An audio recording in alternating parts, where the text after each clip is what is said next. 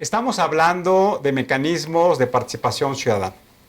Hoy nos acompañan en el estudio 3 ciudadanos. Hoy, como verán, tenemos estudio lleno. Nos acompaña por una parte David Domínguez del colectivo Reforma Política Ya. David, muchas gracias por acompañarnos. Gracias, Tulio, igualmente. Nos acompaña Adriana de la Pesa, presidenta de la Asociación de Egresados de la Ibero. Adriana, gracias por acompañarnos. Gracias, Tulio. Y nos acompaña también Fernando Romero, Calderón, ya le estoy cambiando el nombre, estoy confundiendo con el arquitecto. Fernando Calderón, del presidente de la Asociación de Alumnos de Relaciones Internacionales de la Ibero. Gracias por acompañarnos, Fernando. ¿A ti? Pues me gustaría empezar haciéndole la pregunta, como la dinámica de todos los programas. A David ya se lo he preguntado, entonces no se lo voy a hacer esta vez. No te preocupes. A tanto a Adriana como a Fernando, ¿qué significa para ellos ser un buen ciudadano? Si quieres empezamos con Adriana. Perfecto, pues es una pregunta, podría ser difícil, pero en realidad para mí ser un buen ciudadano significa, pues por un lado sentir lo que está sucediendo en nuestro entorno, ser más sensibles con las problemáticas que nos están afectando y convertir esas cifras en acciones en las que debemos de participar activamente para cambiar ese entorno que nos está afectando, tener una mejor comunidad. En mi visión onejera o en mi práctica en la Sierra Tarahumara encontré otras definiciones del buen ciudadano que son bastante interesantes. ¿Por qué no nos las compartes, Adrián? Mira, por un lado está la práctica que se llama Corima, que Corima en español quiere decir compartir. Pero en la Sierra Tarahumara es una forma y un sistema económico y político y social para poder sobrevivir a las afectaciones del entorno.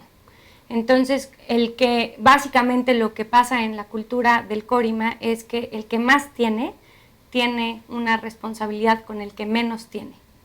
Porque en una visión de equilibrio, el que más tiene quiere decir que a alguien le está faltando algo. Si nos ponemos a pensar en los números que tenemos en nuestro país, pues tenemos una población de 120 millones de personas, donde más de la mitad está en una situación de carencias o de pobreza, ¿no? Y donde 11.5 millones, si quieres lo redondeamos, están en una situación de pobreza extrema. Entonces creo que es una responsabilidad del buen ciudadano encontrar a esas personas y empezar a realizar prácticas que reviertan estas cifras, por un lado. Y yo creo que a veces parece muy complicado ser un buen ciudadano, porque si hablamos de reformas políticas todo se vuelve más complicado, cómo llega uno a la Cámara, qué es lo que tiene que hacer. Pero yo creo que hay que empezar con cosas muy sencillas y hay que empezar a respetar las cebras en los pasos peatonales, a respetar los semáforos, las luces, y pararse cuando esté el alto, y ser ciudadano y ser respetuoso del otro. Creo que con eso, si empezamos a hacer prácticas sencillas y prácticas de cuidado del otro y de nosotros mismos, empezamos a ser buenos ciudadanos. Entonces, creo que esa sería como una definición. En el tema de gobernanza política en la Sierra Tarahumara, una vez llegó el CDI a proponerles a los gobernantes indígenas. El CDI, para nuestros amigos, es la Comisión de los Pueblos Indígenas. Exacto. Llegó una vez a hacerles una propuesta muy interesante y les decía, oigan, ¿qué les parece que para que su gobernanza sea mejor les hacemos un periodo de 3 años, que haya una democracia? ¿Qué les parece que les damos un sueldo para que se dediquen a eso? Y fue muy interesante la respuesta de los gobernadores rarámuri. La primera respuesta fue que si les pagaban iban a dejar de gobernar por el pueblo rarámuri, sino iban a gobernar por un pueblo, por un salario, y eso iba a incluir beneficios para algunos, sino para todos. Claro. La siguiente respuesta fue en cuanto al tiempo, de por qué limitar a 3 años el gobierno, o por qué que fuera forzosamente de 3 años, cuando los gobernadores rarámuri decían, ¿qué tal que no nos gusta desde el primer día que toma posesión en el gobierno? Así tenemos el derecho como pobladores de quitarlo, pero si es un buen gobernante, entonces ¿por qué quitarlo a los 3 años? ¿Por qué no se queda? Y que esta definición técnicamente la conoceríamos como la revocación de mandato, ¿no? O ratificación. O ratificación, en su caso. En ese sentido, yo estoy muy agradecida de haber tenido una experiencia en esta comunidad, porque los aprendizajes creo que son básicos, creo que tenemos que recordar esta otra parte de los que nos anteceden finalmente. Y algo que es muy importante es una experiencia que me recuerdo otra vez cuando me preguntas qué es un buen ciudadano. Pues sí pienso en esta ocasión donde tratamos de generar los fondos de ahorro comunitario para impulsar iniciativas de seguridad alimentaria. Soy nutrióloga, entonces es un tema importante para mí. Pero nos contestaron que no, que el dinero divide. Y creo que es otra de las preguntas que nos tenemos que hacer, si el dinero está dividiendo a nuestra sociedad. Ahorita vamos a platicar de una de las demandas importantes de los ciudadanos que tiene que ver en cómo hacer una reforma institucional en donde haya una rebaja importante en el financiamiento público de los partidos políticos, que tiene que ver con eso lo que estás diciendo y que tiene que ver con esta visión, que es una visión legendaria que tienen los pueblos indígenas, que lo que hacen es reflexionar sobre lo que les sucede en su vida comunitaria. Pero me gustaría retomar, Fernando, ¿qué es para ti ser un buen ciudadano? Es una pregunta interesante, no me la había hecho muy seguido, pero en mi perspectiva en mi carrera soy internacionalista, en proceso. El ciudadano a lo largo de la historia ha sido una figura que ha sido relegada a favor de intereses nacionales, incluso supranacionales. La cuestión aquí es, independientemente de las diferentes posturas liberales, comunitarias, hacia dónde nos vamos, ¿no? Y yo más práctico podría decir, el buen ciudadano es aquel que se preocupa por su comunidad y que hace avances, que pregunta, cuestiona, implementa programas y se junta con su vecino, ¿no? Le pregunta, oye vecino, hay un bache aquí en la calle, ¿por qué no buscamos cómo arreglarlo? O si no lo arreglamos nosotros mismos. Pero este es un punto de vista pragmático. Ahora, yéndonos a la historia, ha habido comunidades, naciones a lo largo de la historia que se distinguen por un sentido nacional de identidad propia que se ha visto un poco como borrado en la actualidad. Y no digo que esté mal, ¿no? Pero estas comunidades avanzan solitas a pesar de muchos problemas, de muchas situaciones externas en contra, han sabido superarse. ¿Y por qué? Porque entre ellos, entre tú y yo, hay una sociedad no de vecinos, sino de hermanos. Y el buen ciudadano, en esta perspectiva, es aquel que se ve como parte de una comunidad y que busca no solo el bien personal, sino el bien del vecino. En una perspectiva un poco más comunitaria, si lo quieres ver así. Pues me gustaría preguntarte, David, aquí ya dos ciudadanos nos han platicado su visión. Claro. Hemos platicado ya en otros programas contigo de una de las principales triunfos que ha tenido el trabajo de la sociedad civil organizada, fue que los legisladores hayan aprobado una reforma de ley en donde se crearon las candidaturas independientes. En las últimas semanas hemos visto que las legislaturas locales han venido estableciendo las reglas, yo llamo las reglas de operación, Claro, bajo las cuales un ciudadano puede aspirar a estas candidaturas locales en esas entidades federativas. Y claramente ha habido hasta inundada de la información en las redes sociales, en los periódicos, de cuáles han sido los retrocesos o las barreras de entrada y de salida que están imponiendo los legisladores locales a las candidaturas independientes. ¿Por qué no nos platicas la visión del colectivo Reforma Política ya de estos retrocesos que claramente parece que es un juicio de valor que estoy haciendo yo, pero me siento parte de los ciudadanos claro, que han participado en este proceso? Todos ¿Cuáles han participaron. sido los retrocesos que tú has visto en este sentido?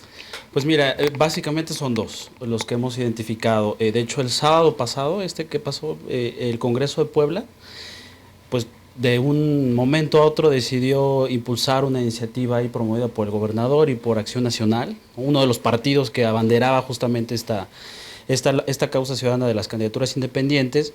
Y pues los dos puntos que hemos identificado han sido, el primero es el aumento del porcentaje de firmas que solicitan para que se respalde una candidatura independiente del 2 al 3%, al 4%, al 5%, ¿no? ¿Y de dónde la ha sido lista el 5%, nominal. por ejemplo? Me parece que en Nuevo León hay unos municipios en Nuevo León donde prácticamente se aumentó. En Chihuahua también se aumentó el porcentaje al 3% y eso hace inasequibles para muchas personas, para muchos ciudadanos el juntar ese. De por sí ya el 2% era como muy difícil de alcanzar, ahora el 3, el 4, el 5% lo hace todavía más difícil. Y el segundo punto es el trámite que se le solicitó a los aspirantes que quieran ser candidatos independientes para que los ciudadanos que respalden esta candidatura acudan al Instituto Nacional Electoral para ratificar el apoyo, la firma al aspirante a candidato independiente. Ahí entreguen su copia de la credencial para votar. En términos prácticos, que si fuera el 3, el 4, el 5%, tiene que acudir ese número importante de ciudadanos al mismo tiempo, a lo largo de en un plazo. ¿Cómo lo están planteando? Hay legislaturas que están planteando un mes, por ejemplo, aquí en el Distrito Federal sigue siendo un mes, pero no se ha reformado.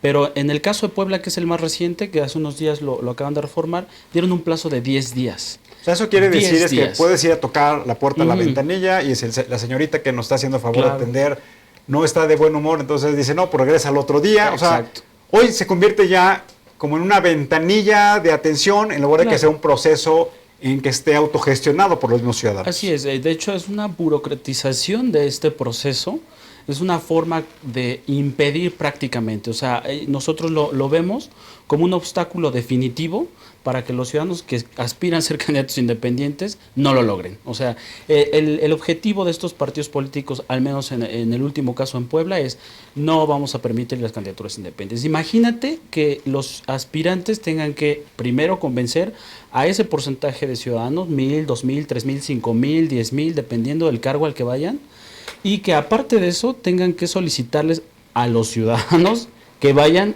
y ratifiquen su firma en el Instituto Nacional Electoral. Eso es una burla, es una absoluta burla, es un requisito sumamente engorroso, es una forma, insisto, de obstaculizar por completo la participación política.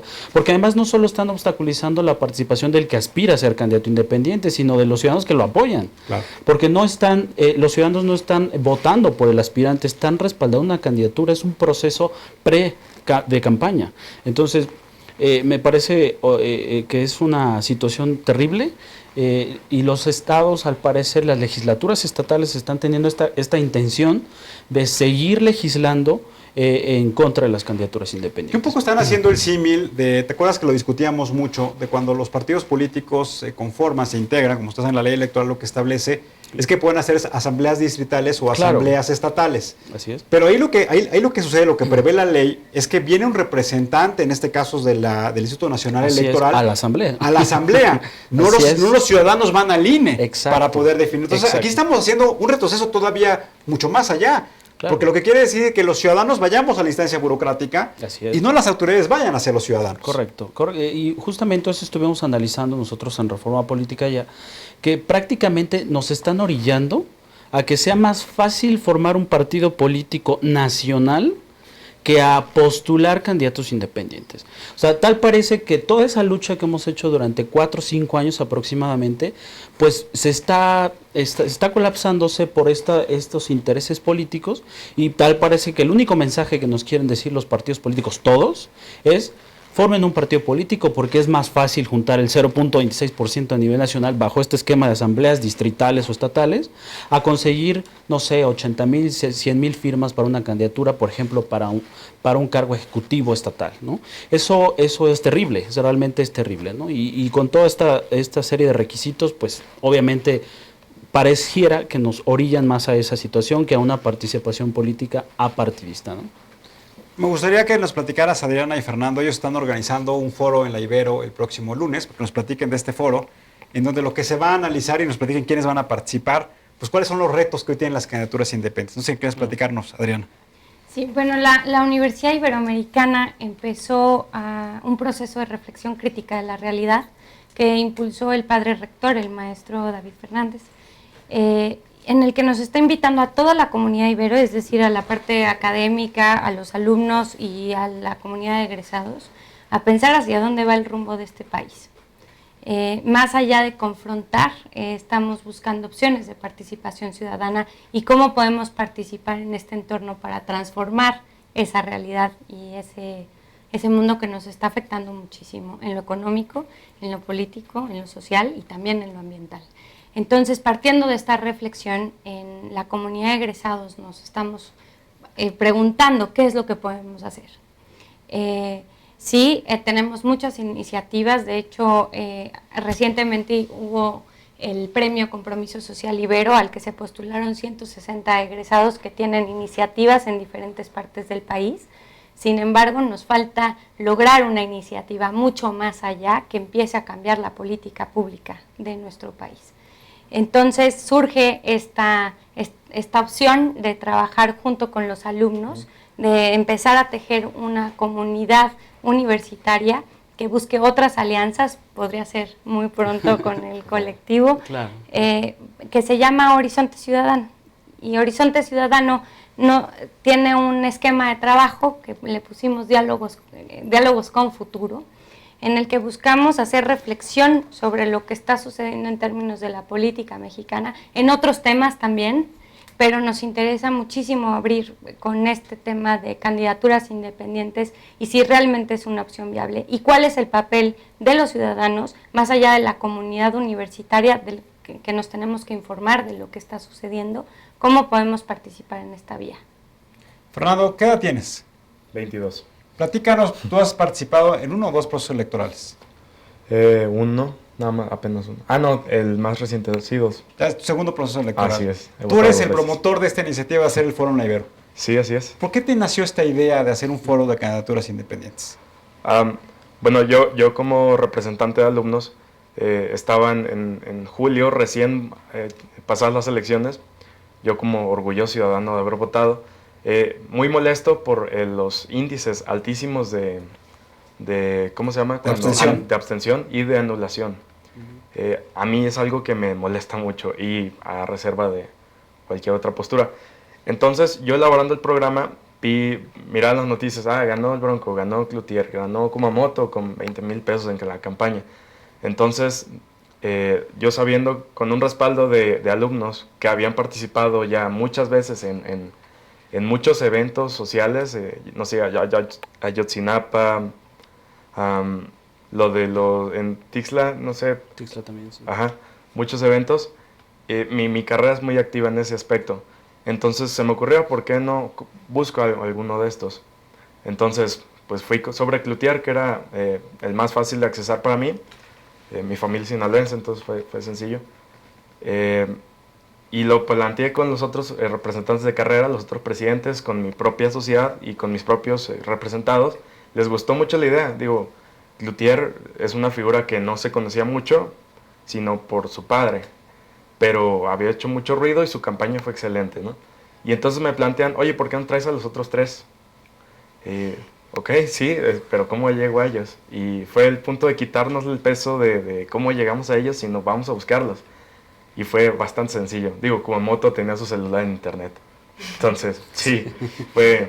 O sea, un candidato ciudadano que sea accesible, ¿no? Yo siempre hemos Así dicho, es. y eso lo hemos platicado mucho, Así es. que los candidatos ciudadanos deben dar el ejemplo de realmente ser ciudadanos. Así es. Que si yo lo quiero buscar, pues sea fácil comunicarme con él. Correcto. Si yo le quiero presentar alguna postura sobre una iniciativa que se va a presentar en la Cámara, Sí. pues que ellos tengan la ventanilla abierta para que le podamos hacer llegar nosotros los ciudadanos, pues cualquier comentario sobre esas iniciativas que se van llevando a cabo. Y esa debe ser la exigencia que debemos dar la sociedad civil Claro. a estos candidatos independientes. Así es. Y pues sí, todos los 3 comparten la característica que es muy fácil acceder a ellos. El Bronco por sus propias circunstancias no fue tanto, pero bueno, llegamos a él también. En la Ibero planteé yo este evento junto con Adriana, el apoyo de los egresados y las autoridades universitarias, para que vengan a hablar los 3 sobre los retos que ellos presentan, ¿no? Sobre, ok, soy candidato independiente, pero ¿y luego cómo le voy a hacer? Digo, Kumamoto tiene, ¿cuántos son en el Congreso de Jalisco? Como más de 50 sí son. ¿Legisladores? Sí. No, son 42, me parece. No son, Ok. no son más de 50. Pero contra Es uno. un congreso grande, ¿no? Porque Sí, no, debemos no. recordar que Jalisco es una de las 5 entidades federativas en donde mayor número de electores existen, dado el número de población que hoy tiene esa entidad federativa. Claro. Y pues no sigue Cloutier. Cloutier va contra 499, ¿no? Entonces es interesante. Martínez igual es no sé cuántos municipios tenga, pero bueno, se entiende, ¿no? Para que hablen sobre eso, sobre cómo le hicieron, para que se abra el espectro, ¿no? Hay más gente allá afuera que los ve con admiración y dice, yo no me identifico con ningún partido, yo en lo personal no me identifico con ninguno, entonces que ellos compartan su experiencia, cómo lo hicieron, cuáles son los retos, las oportunidades, y que den el ejemplo, ¿no? Que vayan al Ibero, que es una universidad compuesta de gente joven, muy preocupada por su entorno y que digan, esto es lo que pueden hacer, esta es una propuesta, ¿no? Además de juntarse con el vecino. David, si tuviéramos aquí enfrente a Kumamoto, a Cloutier, al Bronco, a los candidatos que resultaron ganadores bajo esta figura, ¿cuáles deberían ser las exigencias que debemos hacerle nosotros los ciudadanos a ellos? ¿De cuál debe ser su actuar dentro de la representación que hoy van a tener? Bueno, en primer lugar, yo creo que tendríamos que, la exigencia número uno sería como que tengan bien clara la función que van a ejercer, porque ha sido una de las grandes problemáticas en el país, no solo dentro de la clase política, sino también de la ciudadanía. Muchas veces se carece de esa información básica de qué hace un legislador y qué hace un ejecutivo, en el caso del Bronco, ¿no? Entonces yo creo que esa es como la primera exigencia que yo les pediría.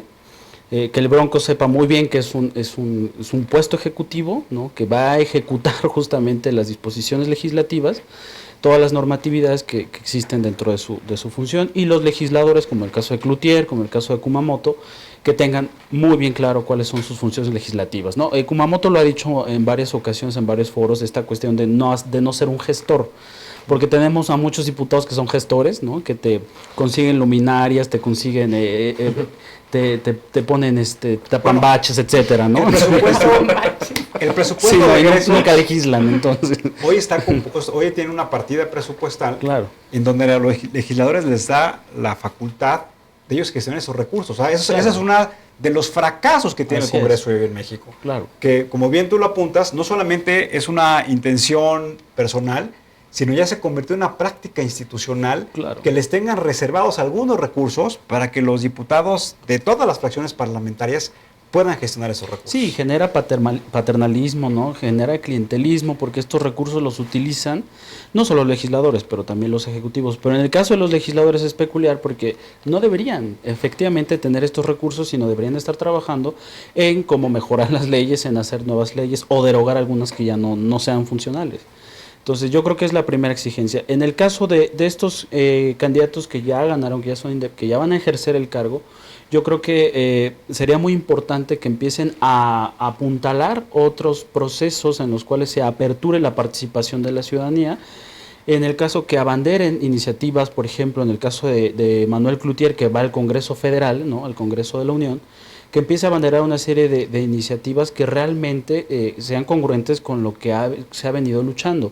En este caso, como el reducir el presupuesto a partidos políticos, ¿no? Hacer un poquito más viables todos estos mecanismos de participación ciudadana. Y en el caso de Kumamoto, a nivel local, yo creo que cada región tiene por sí sola sus características peculiares. Y la región de Jalisco me parece que es una zona que requiere de otro tipo de participación. Entonces sería importante que enfocara sus iniciativas en eso. Él también lo ha dicho, ¿no? Y bueno, finalmente en el caso del Bronco, pues que todas estas facultades que son inherentes a su cargo sean como bien dirigidas, que haya una absoluta transparencia en el ejercicio de la función pública y en el ejercicio de los recursos públicos. Por ahí algo se está viendo que en este periodo de transición lo están haciendo, es aplaudible, pero todavía no empieza. Entonces sería bien importante darle un seguimiento y que el Bronco, como ejecutivo de un Estado, promueva justamente la transparencia absoluta desde el primer momento en el que toma posesión del cargo, hasta el último día, ¿no? David, también se ha platicado mucho de la reforma política, en donde también se aprobaron instrumentos como la iniciativa ciudadana. Yo quisiera preguntarte, Adriana, si ustedes han pensado como parte de la sociedad civil trabajar en idear o en estructurar una metodología que permita generar iniciativas ciudadanas y que realmente estén plasmadas en presentarlas al Congreso. Sí, mira, en Horizonte Ciudadano tenemos 2 esquemas de trabajo por lo pronto, porque es una iniciativa reciente. Por un lado está Diálogos con Futuro, que es esta praxis y esta reflexión de lo que está sucediendo y cómo podemos motivar la participación. Y por otro lado tenemos una iniciativa con el Colegio de Ciencias Políticas y Administración Pública de la universidad, también con la asociación y con expertos egresados, como lo eres tú también de la Universidad Iberoamericana. Y presidente del colegio, porque nos interesa mucho generar un material que sea como el ABC para poder presentar una iniciativa ciudadana y que no se vuelva algo tan complejo, sino cuáles son los primeros 5 o 10 pasos que hay que hacer para poder presentar una iniciativa ciudadana desde el ámbito que nos preocupe a cada una de las profesiones. Creo que aquí el respaldo académico es muy importante y lograr una asociación de universidades, de asociaciones de egresados, de sociedades de alumnos va a ser muy importante para darle respaldo a este tipo de alternativas, porque incluso si habláramos de otras vías que no sean las candidaturas independientes, un buen ciudadano también tiene que hacer respaldo a su partido y llevar esas iniciativas. Finalmente creo que algo que se nos olvida todo el tiempo es que los gobernantes, los legisladores y estas figuras políticas pues nos representan, ¿no? Son funcionarios públicos que representan a la sociedad y entonces tenemos que exigirles cómo representarnos. David, tú ya participaste con el colectivo en formular una iniciativa ciudadana. ¿Por qué no les platicas a nuestros amigos cuáles son los elementos mínimos de lo que mencionaba ahorita Adriana del ABC que debemos tener los ciudadanos para cumplirlos y poder presentar una iniciativa?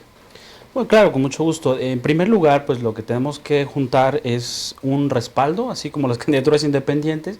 También necesitamos para la iniciativa ciudadana o iniciativa de ley ciudadana el 0.13% de la lista nominal. La gran ventaja, a diferencia de las candidaturas independientes y la consulta popular, es que en la legislación federal, y esperemos no la modifiquen, no se requiere una ubicación geográfica o un porcentaje proporcional geográficamente. Es decir, que puede ser 0.13% tal vez concentrado en 2-3 estados. En la Ciudad de México incluso, ¿no? O en Monterrey, o en Guadalajara, Ciudad de México, Monterrey. Entonces, eso equivale aproximadamente, de acuerdo a la última elección, en unas 127,000 firmas aproximadamente. Entonces, es el primer requisito que se tiene que presentar. El segundo es la formulación. Como toda iniciativa de ley que se presenta en el Congreso, tiene que tener una exposición de motivos, tiene que tener una fundamentación legal, tiene que tener un objetivo y específico qué es lo que se pretende crear, derogar o reformar. Evidentemente eso se formula por escrito, se tiene que hacer por escrito y se tiene que presentar en alguna de las dos cámaras. Dependiendo si es un tema que va específico a la Cámara de Diputados, pues en la Cámara de Diputados, o si es al Senado, pues al Senado de la República. Y finalmente se tiene que nombrar a un representante de la iniciativa ciudadana. ¿Qué quiere decir esto? Que es como un tipo representante legal, que es el que actúa frente al Congreso, es al quien se le notifican todas las modificaciones, acciones, convocatorias a las sesiones de comisión, es el que puede hablar incluso en las comisiones para poder expresar o poder leer la exposición de motivos. Frente a los legisladores no tiene voto, evidentemente, pero solo tiene voz en las comisiones, no en el Pleno. Entonces, son como la serie de requisitos que se pueden presentar iniciativas, no hay límite como en la consulta popular, que hay temas restrictivos, en la iniciativa no hay restricción de temas, se puede presentar una iniciativa de reforma constitucional o se puede presentar una iniciativa ciudadana de una ley secundaria, ¿no? O incluso normativa, puede ser que se pueda pedir que el Ejecutivo Federal modifique un reglamento, ¿no? Podría también Debo recordar a nuestros amigos que en términos legislativos hay reformas a la Constitución que requieren la participación solamente de la aprobación de Cámara de Diputados y Senadores, sino de la mayoría de los congresos estatales. Exacto. Iniciativas de ley que lo que buscan es reformar leyes ya existentes o iniciativas que buscan crear una nueva ley que permita generar el marco normativo para las políticas públicas para un tema en específico. Perdón que te haya interrumpido, David. No te preocupes. De hecho, por ejemplo, en el caso de la primera iniciativa ciudadana que se presentó, que fue Internet para Todos, de hecho, esto ha sido un tema muy coyuntural porque fue un tema muy importante cuando se estaba discutiendo la reforma de telecomunicaciones y que prácticamente fue delegada porque todavía no existía una ley reglamentaria de la iniciativa ciudadana.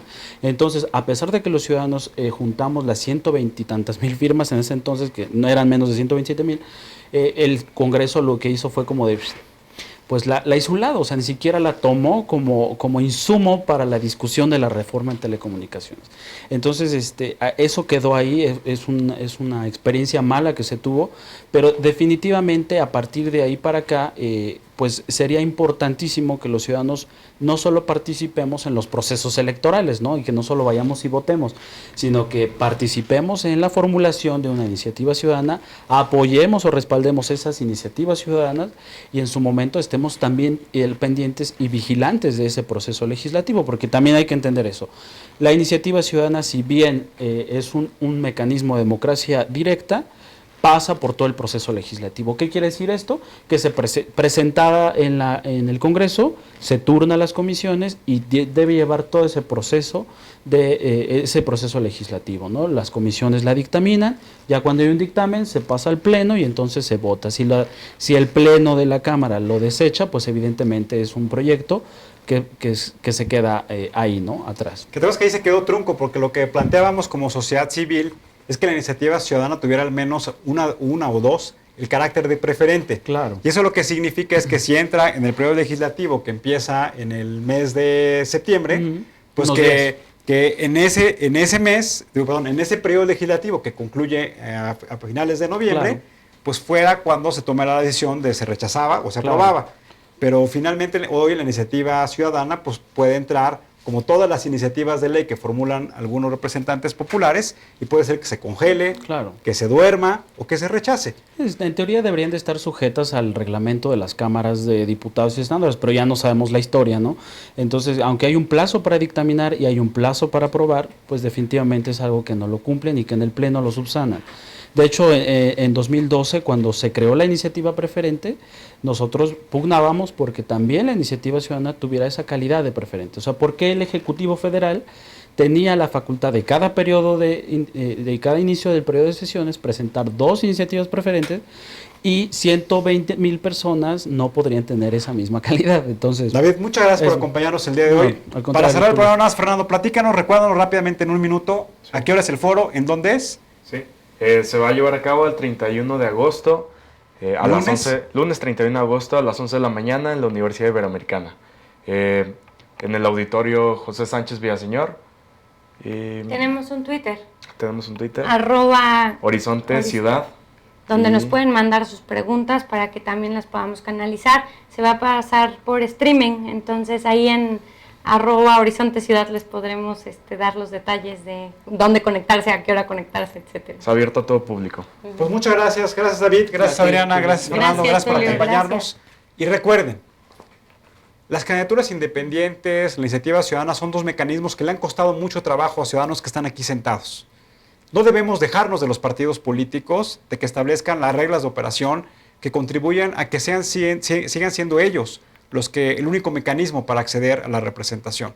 Debemos asumir nuestra responsabilidad y debemos vigilar que estos mecanismos no se vayan a perder en las reglas locales. Muchas gracias por acompañarnos. Gracias. Les pedimos que siempre, ante todo, siempre seamos buenos ciudadanos. Muy buenas noches y nos vemos en la próxima emisión.